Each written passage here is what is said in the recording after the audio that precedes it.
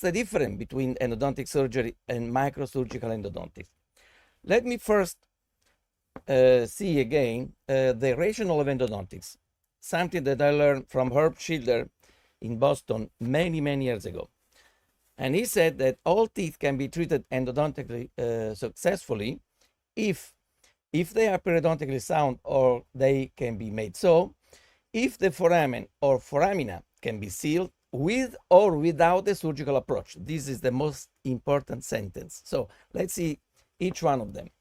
Periodontically sound or they can be made so. Of course, this lady was complaining about pain with the hot and cold, but these teeth need to be extracted because there's no reason to do an endodontic therapy in a cases like this. And then if foramen or foramina can be sealed, all of them.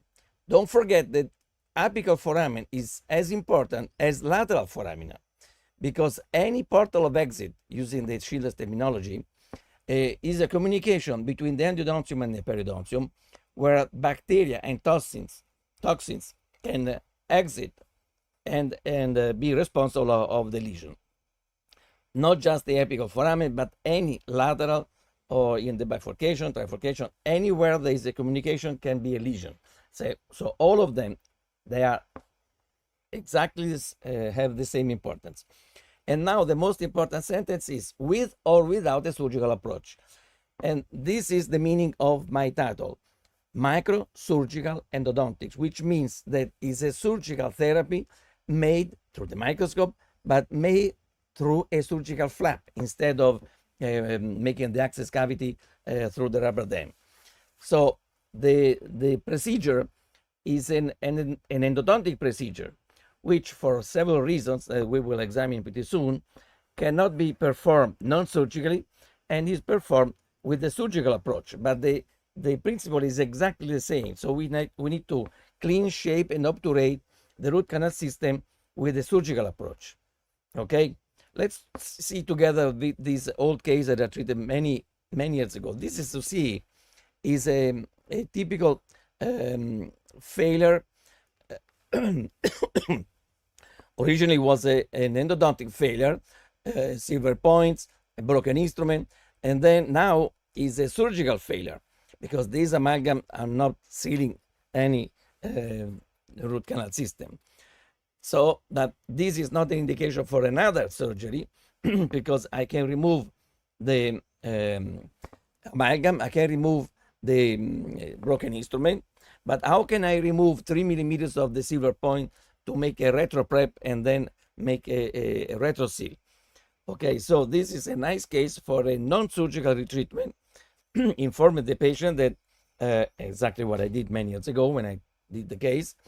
Inform the patient that I was going to do my best, but I cannot guarantee that the non-surgical approach will be enough to save the tooth.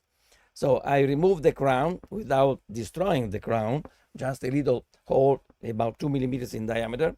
I removed the silver points. I removed the broken instrument. It was a Hestron file. And then I put some thermoplastic gutta-percha inside the root canal system. And the patient was okay. But a few months later, she came back to me with a sinus tract.